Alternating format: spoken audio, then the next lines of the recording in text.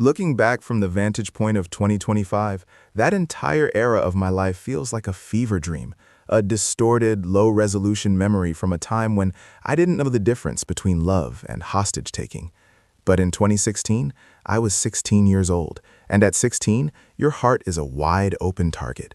I was a kid who found solace in art, spending hours hunched over sketches, trying to turn my imagination into something tangible. That's how I met her.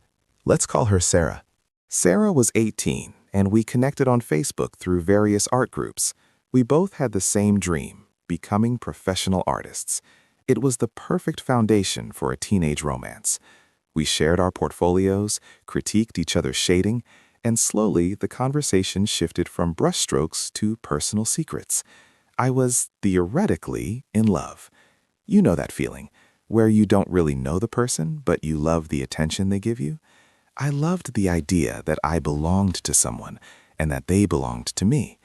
It was simple, or so I thought. The first crack in the foundation appeared when the topic of sexy time came up. Now look, I was a teenage boy. Hormones are supposed to be a chaotic mess at that age, right? But for some reason, I just didn't have that frantic, overwhelming drive. I was content just talking, sharing our art, and being there for each other. Sarah, however, was on a completely different wavelength. She started pushing for phone sex almost immediately, and when I hesitated, it wasn't just a minor disagreement, it was an interrogation. She couldn't wrap her head around why I wouldn't want that.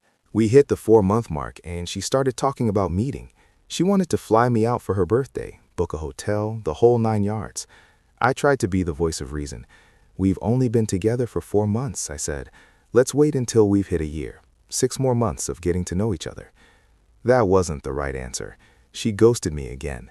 This time, the excuse was that she fell down the stairs and was back in the hospital. The pattern was becoming clear, even to my young, naive brain. Every time I set a boundary or gave an answer she didn't like, she ended up in a hospital bed. I finally tried to end it. I called her immature. I told her the ghosting and the constant medical emergencies were stressing me out beyond belief. She promised to change. She cried. She said she wouldn't do it again. But she did. Over the next few months, she ghosted me at least 5 more times, always for a week at a time. But the one time I went quiet, that was the unforgivable sin. It was summer camp.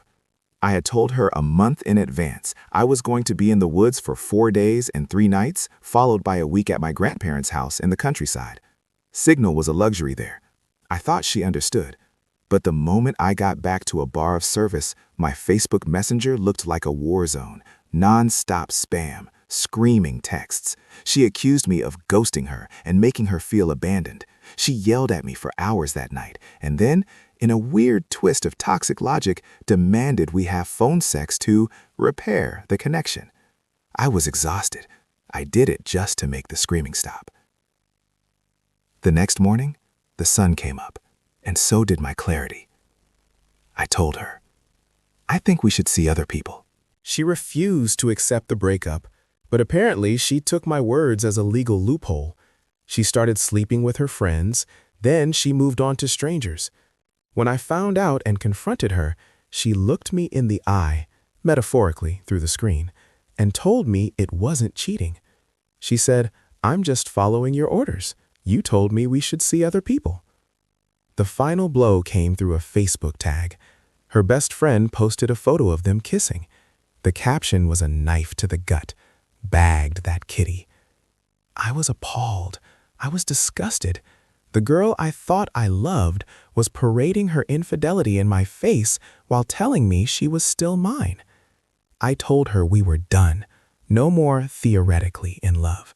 No more art. No more us. She ghosted me for a month after that, probably hoping I'd simmer down. When she came back, it was 2 a.m. My phone buzzed 28 times. I woke up, saw the notifications, and before I could even think, she called again.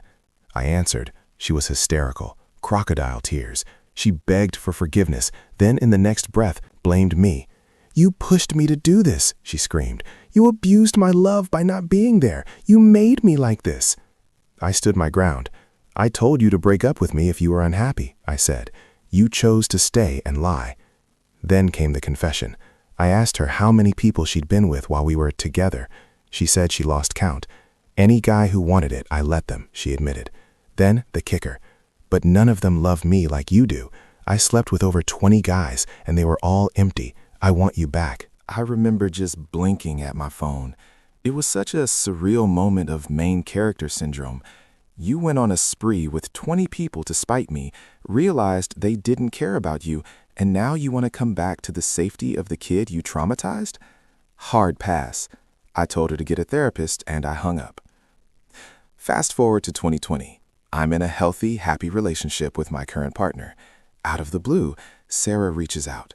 She claims she hasn't seen anyone since 2019. She says her life is empty. I ignore her. I choose peace.